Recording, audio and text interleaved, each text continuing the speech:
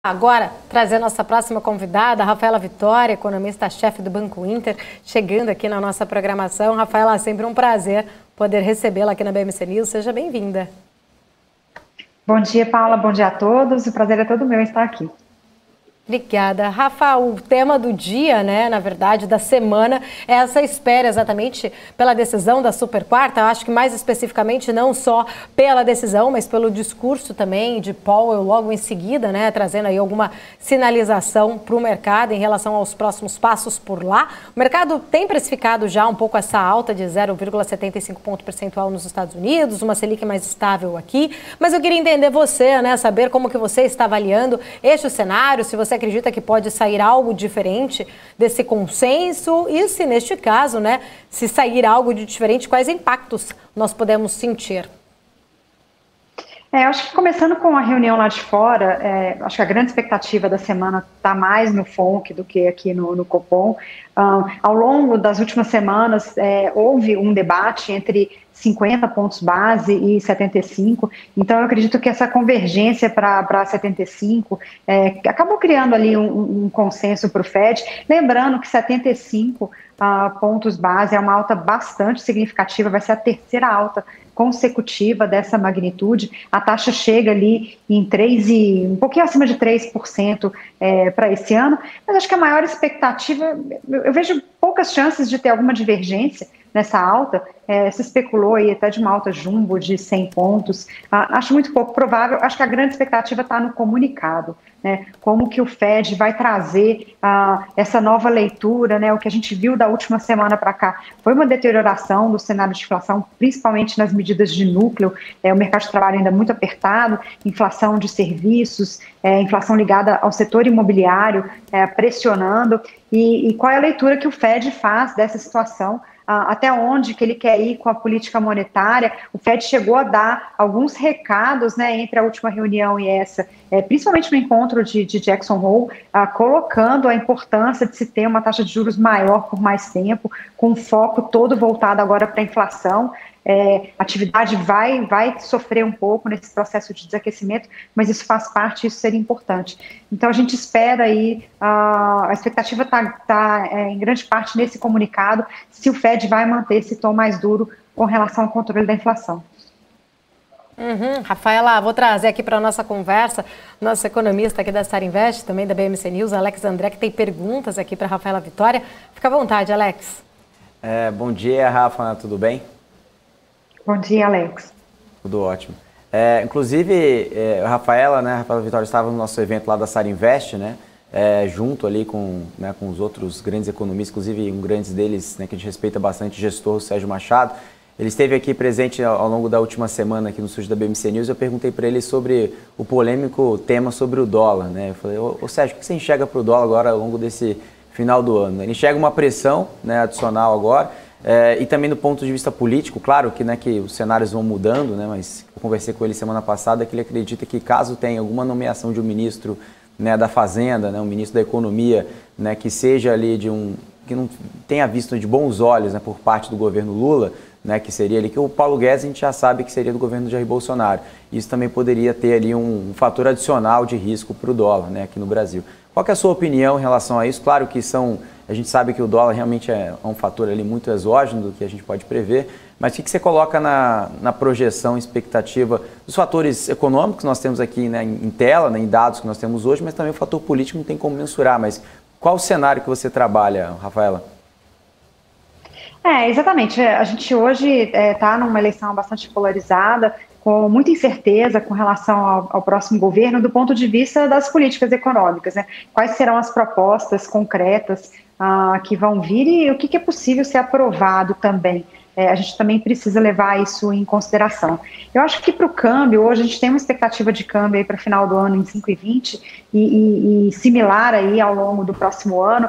Obviamente que o fato do câmbio estar em 5,20 e ser a nossa expectativa não significa que a gente espera uma estabilidade. A gente tem observado essa alta volatilidade do câmbio, mas é justamente porque o câmbio ele é um reflexo de muitas variáveis da nossa economia. E eu diria que os fundamentos econômicos nesse momento, eles até pesam mais do que os políticos, né? O Brasil tem a seu favor ainda uma situação de balanço de pagamentos bastante favorável, principalmente em comparação com o restante do mundo. O Brasil é um exportador de petróleo, né, que é uma das commodities que mais vem pressionando o balanço de pagamentos em várias economias emergentes, inclusive deixando algumas em grandes dificuldades. Não é o caso brasileiro, e além disso a gente tem um superávit bem robusto na balança comercial. A gente estima aí cerca de 60 bilhões de dólares esse ano. No ano que vem não deve ser diferente. As commodities estão acomodando ali na margem, o que vem trazendo algum alívio para a inflação, mas o patamar ainda é bastante atrativo para a nossa economia de maneira geral, para os produtores e exportadores de commodity. Então a gente vê esses fundamentos como fundamentos que beneficiam a nossa moeda. E o segundo fundamento importante nesse cenário são os juros, né? A taxa de juros no Brasil subiu bem além dos nossos pares, e a gente está com hoje uma taxa de juros, uma das maiores aí, das principais economias, e isso também tende a fortalecer o câmbio, principalmente agora que a gente vê o Fed subindo juros, né? O mercado fez uma reprecificação de expectativa aí para o Fed, né, com a taxa chegando próximo de 4,5, isso acabou impactando o dólar. A gente ainda viu uma alta do dólar em relação às cestas de moedas, mas em relação ao Brasil, a gente segue com uma valorização no ano, né? Lembrando, a gente terminou o ano ali com o dólar mais próximo de 5,50, então esse 5,20 ainda traz uma pequena valorização, o que também é positivo, né, para a nossa inflação. Eu acho que esses são os principais fundamentos. Eu acho que um terceiro fundamento que ainda tem incerteza é com relação ao fiscal. O fiscal, ele trouxe uma surpresa, a gente viu uma surpresa bastante positiva no resultado fiscal do Brasil, porque a gente tinha uma expectativa tão negativa com as discussões de PECs nos últimos anos, mesmo a implementação de medidas de aumento de gastos que a gente viu agora nesse semestre. O resultado fiscal brasileiro ele é um resultado superavitário e ele não vem trazendo pressão inflacionária adicional, que poderia pressionar o câmbio, e também não traz um risco fiscal adicional que também poderia pressionar o câmbio. A gente acredita que o próximo ano, independente de qual for o resultado aí das eleições, a gente, em geral, historicamente no Brasil, tem primeiro ano de governo como um ano de ajuste, de arrumação de casa. A gente vê como pouco provável medidas de mais gastos. Na verdade, esse é o ano, né? O ano de eleição, o último ano de governo é o ano em que a gente tem, historicamente, mais aumentos de gastos e mais pressão por gastos. Primeiro ano de governo, em geral, a gente tem o reverso. Então, a gente não vê pressões inflacionárias e fiscais adicionais para o próximo ano que justificariam uma desvalorização cambial, mas sim, o cenário está muito incerto e a gente tem muita volatilidade, mas o nosso cenário base segue de um câmbio próximo de 5,20. Rafaela, ainda falando sobre esse cenário mais otimista, né, da economia brasileira, ainda mais cedo a gente viu o presidente da República fazendo seu discurso de abertura da ONU. Ele falou exatamente sobre isso, falou sobre desemprego que caiu 5 pontos percentuais ali, chegando a 9%. Ele falou também da redução da inflação, né, que a gente estava comentando, com estimativa inclusive de 6% ali no corrente do ano.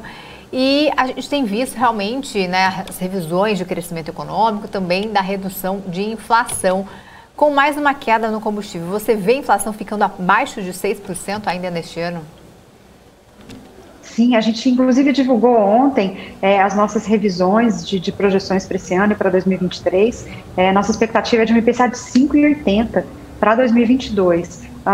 Então, além das reduções de impostos que impactaram a inflação no mês de julho e até um pouco em agosto, a gente começa a ver agora as reduções dos preços da gasolina por conta da queda da cotação do petróleo e também uma redução importante agora dos alimentos. Eu acho que esse vai ser um impacto maior agora em setembro e que deve também trazer um certo alívio até outubro.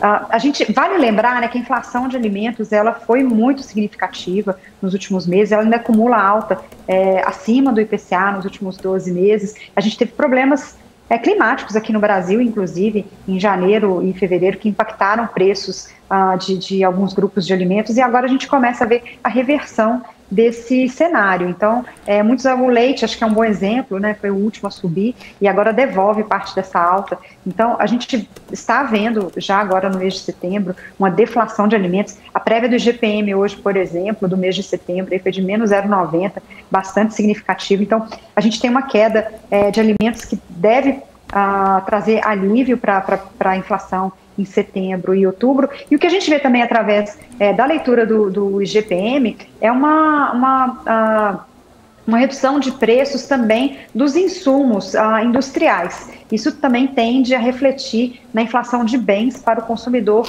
nos próximos meses. Então, por isso, a gente também vê uma inflação mais baixa em 2023. A gente está com uma previsão de uma inflação de 4,70%, que seria ali no topo da meta para 2023.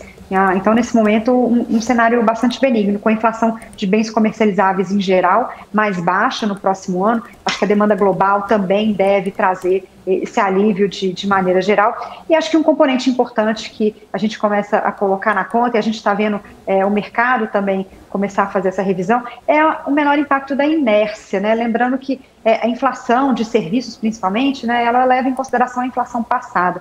Na medida que a gente começa a ter essa queda da inflação mais acelerada agora, a gente também tende a ter uma inércia menor. Imagina os contratos, por exemplo, de tarifas elétricas, contratos de outros serviços, né, de utilidade, eles vão ser reajustados no próximo ano com base numa inflação bem menor do que se esperava. Então, isso significa que a inflação de monitorados e de alguns serviços para 2023 vai tender a ser menor também. Isso aí é uma boa notícia para o Banco Central, que se reúne amanhã. Ô, Rafaela, você falou aí alguns dados interessantes, né? Primeiro, na pergunta ali do dólar, você falou que você acredita realmente aí, vocês estão enxergando 5,20. Você falou no IPCA de 5,80, né? Até menor do que o próprio Focus, que apesar que toda semana a gente sabe que o Focus sempre vem um pouco atrasado, vem sempre fazendo algumas revisões, mas você falou no IPCA em 5,80 para este ano. Eu fiquei em curiosidade aí em relação ao PIB. Qual que é a projeção, né, que vocês estão avaliando para o final de 2022? A gente está com PIB para esse ano de 2,80. Também foi feita uma revisão, a gente tinha 2,30 antes, o resultado do segundo trimestre e os primeiros indicadores de julho e agosto, principalmente a produção industrial e serviços, estão apontando ainda para uma alta residual nesse trimestre. A gente ainda acredita numa acomodação no quarto tri, no começo do próximo ano, um pouco de ressaca pós-eleições, pós-estímulos, e além disso, obviamente, o efeito da política monetária. Eu acho que é importante lembrar que toda essa alta, e foi bastante, né, a alta de juros que a gente acompanha nos últimos 18 meses, ela ainda não foi sentida, porque a gente teve choques inflacionários durante esse período, então a inflação também ficou alta, o Banco Central ia subindo os juros, mas a inflação ia subindo também por conta de choques externos, né, como foi, por exemplo, a guerra da Rússia na Ucrânia subindo o preço do petróleo, como foram os efeitos climáticos que a gente teve aqui no começo do ano. Então, mas tudo isso, de fato, impactou a inflação e acabou reduzindo a potência ali da alta dos juros que o Banco Central vinha executando.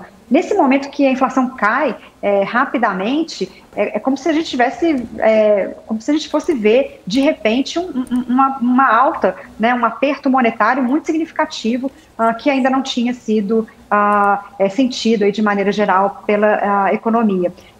Vou dar um exemplo, né, daqui para frente a gente projeta ali uma inflação próxima de 5%, com uma taxa de juros de 13,75%, então a gente está olhando para os próximos meses aí com um juro real muito alto, né? Isso deve ser sentido principalmente no consumo e no crédito, né, no consumo de bens que precisam de algum financiamento. Então, a gente acredita que alguma acomodação é bastante plausível de se esperar entre o quarto TRI e o primeiro TRI do próximo ano. Ainda assim, a gente projeta crescimento também, Paulo, para o próximo ano. De 1%, um crescimento um pouco maior aí que o Focus. Existem também alguns setores que vão continuar crescendo a despeito, né, dessa taxa de juros maior. Acho que principalmente os investimentos, setores que têm ciclos mais longos, devem continuar crescendo, e os setores ligados a commodities, a exportação aí de commodities, também tendem a se beneficiar desse patamar de commodities que acomodou, mas ainda é alto, e vem trazendo ali alguns incentivos para, exemplo, crescimento de safra, crescimento de produção de expansão na mineração, papel e celulose, e o próprio segmento de óleo e gás que também tende a continuar trazendo algum crescimento para o Brasil. A gente tem visto muitos investimentos ligados aos setores de commodities. Então, por conta desse ciclo de investimentos, a gente ainda acredita num crescimento baixo para o próximo ano, mas sim um crescimento, um PIB ainda positivo também em 2023. Rafaela, tem uma pergunta aqui no nosso chat, né? A gente sempre abre espaço aqui para os nossos telespectadores. Falo que a gente é a ponte entre eles e vocês, profissionais do mercado. É do Leandro Soares. Ele pergunta o seguinte: boa tarde, Rafaela. Na hora que você estava falando especificamente, né, sobre essa previsão de uma redução aí no IPCA, ele pergunta quando o governo voltar o ICMS dos combustíveis. Essa é a dúvida dele. Será que isso pode trazer realmente um impacto aí, ao contrário, né, para a inflação? Bom, o ICMS não deve voltar, né? Lembrando que a redução das alíquotas de ICMS, ela foi feita através de uma lei que regulamentou o que são serviços essenciais, e o STF, inclusive, já tinha dado um parecer anteriormente que serviços essenciais não podem ter alíquotas de ICMS majoradas. Então, o ICMS não tende a voltar, a não ser que o Congresso aprove ali uma nova lei permitindo, o que eu acho bastante improvável, considerando que o imposto sobre consumo, né, ele é muito regressivo. O Brasil pretende se juntar ao OCDE e precisa reduzir essas tarifas de imposto sobre o consumo, então faria pouco sentido essa reversão nesse momento. Acho que faz mais sentido, caso, né, a gente precise recompor carga tributária. Também não é o que a gente prevê nesse momento, né, a carga tributária está subindo muito no Brasil esse ano, então essa redução ela apenas traz algum alívio desse crescimento da carga tributária, mas caso lá na frente, 2023, 2024, a gente precise recompor a arrecadação, isso deveria ser feito via a reforma tributária, uma reforma do imposto de renda e não um imposto de consumo. Mas, de todo jeito, a aprovação da redução do ICMS, ela tinha um caráter definitivo. O que pode voltar em janeiro é o PIS/COFINS. Esse sim foi o PIS/COFINS sobre combustíveis, né? Esse sim foi temporário até dezembro, então é possível que volte. Se voltar, o impacto disso no IPCA seria de mais ou menos 0,60 entre janeiro e fevereiro, né? Imposto sobre combustíveis, ele demora algumas semanas ali para chegar na bomba, então a gente teria esse impacto de alta nessas tarifas, nos combustíveis. Então, essa é a previsão. Hoje, pelo projeto de lei orçamentária que está no Congresso, o governo não pretende voltar com essa alíquota no próximo ano. Obviamente que a PELOA vai ser debatida no Congresso, existem outras demandas, então é possível que essa tributação volte, mas a expectativa é que, se ela voltar, a gente tem aí um impacto de 0,60. Nesse momento, como ela está em dúvida, a gente colocou na nossa projeção de IPCA 50% de chance aí de uma expectativa, então um impacto parcial da volta dessa alíquota no IPCA do próximo ano. Mas mesmo que ela volte de maneira cheia, o Banco Central, na última reunião, já tinha indicado que, na sua avaliação da inflação prospectiva, ele até pula, né, esse mês de janeiro por conta dessa questão, né, da redução da tarifa de um ano, voltando no ano seguinte. Então, a gente tende a olhar o impacto de pressão inflacionária de segunda ordem ao longo dos próximos meses. Eu acho que deve ter pouco impacto aí na inércia, como eu falei, a redução da inflação que a gente viu de maneira geral esse ano foi bem maior do que a volta, né, a potencial volta do PIS/COFINS.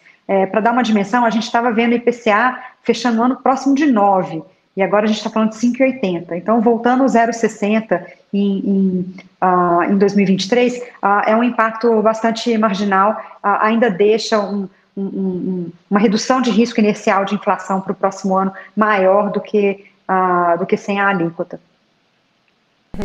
Rafaela, ontem o ministro Paulo Guedes falou sobre o Banco Central, né? Falou que o BC cometeu alguns erros, que estava muito preocupado ali com a questão fiscal, enquanto o Brasil estava indo ali para um superávit, né? Eu queria saber a sua opinião sobre esses movimentos da economia e do Banco Central, né? A gente que já fez um aperto monetário mais cedo em relação aos outros países também, que estão tendo que correr atrás agora, né? A questão fiscal sempre deve estar ali nas preocupações do Banco Central, né? Sim, a partir do momento que você tem um país emergente com uma dívida PIB próxima de 80%, a gente vai sempre ter uma preocupação fiscal. Então, eu acho que a gente está muito longe de um dia não precisar falar de fiscal como um risco na nossa economia. Então, mas tendo dito isso, de fato, a gente viu uma melhora fiscal bem acima do esperado esse ano. Então, teve uma surpresa fiscal esse ano. A surpresa fiscal foi para todo mundo, não foi só para o Banco Central, mas para o mercado, e eu diria que até para o próprio governo está bastante surpreso aí com a arrecadação bem acima do esperado. Desculpa. A gente teve algumas contribuições para essa melhora na arrecadação. A inflação, uma delas, mas essa já era esperada, mas a gente teve um crescimento da economia, um crescimento real, que foi acima das expectativas. Isso também vem contribuindo para que a arrecadação do governo ela tem esse momento tão positivo. Isso está ligado com o lucro das empresas, que estão ligadas nos setores de commodities, as empresas exportadoras. Isso até é natural do ciclo econômico brasileiro e acabou trazendo, né, eu acho que a surpresa que veio esse ano foi que as empresas, principalmente ligadas aos setores de commodities, elas estavam mais ajustadas. A gente veio de uma crise grande lá em 2014, 2015, depois a própria pandemia. Então, quando vem um boom de commodities, pegou as empresas aí desalavancadas, já com custos reduzidos, isso tem um impacto muito grande aí nos lucros, que acaba gerando bastante imposto de renda. Outra surpresa que a gente teve de arrecadação foi do mercado de trabalho. O mercado de trabalho teve um crescimento muito acima do esperado esse ano, né? A taxa de desemprego caindo aí para 9%. Essa geração de empregos e parte delas de carteira assinada vem trazendo também uma robustez maior para a arrecadação. E aí a gente teve as surpresas do lado do gasto, né? A reforma da Previdência vem trazendo aí bons benefícios do ponto de vista de controle de gastos. Então, os gastos do governo aí sob controle, sem crescer, né? Como a gente acompanhava aí nos últimos anos, acabou também resultando, né, nesse superávit bem melhor do que o esperado. Então, realmente, a gente chega agora, próximo do final do ano, com um superávit, na nossa estimativa, aí, próximo de 1,1% do PIB, né, também, de novo, acima do Focus, ali que tem mais ou menos meio. A gente está um pouco mais otimista aí com a arrecadação, mesmo com as reduções de impostos e também com a distribuição de auxílio. E a gente entra em 2023 com uma situação fiscal mais positiva. Eu acho que isso também vai ajudar o câmbio, né? Como eu falei, o câmbio 5,20, ele também tem essa contribuição de um risco fiscal menor, mas obviamente, né, voltando aqui ao início da resposta, uma dívida PIB de 77%, 76% é uma dívida ainda muito elevada, acima dos nossos pares, e a gente precisa manter esse controle fiscal, e a gente sabe que para o próximo ano tem muitas demandas, reajuste de servidores, aumento de investimentos, enfim, independente do próximo governo, as demandas vão estar ali, e esse vai ser um ponto importante aí para o governo fazer essa gestão de demandas para que o fiscal continue nesse caminho positivo. Tá certo. Rafaela Vitória, é sempre um prazer poder falar contigo aqui na nossa programação. Fica aqui o convite para outras oportunidades. Obrigada e até a próxima.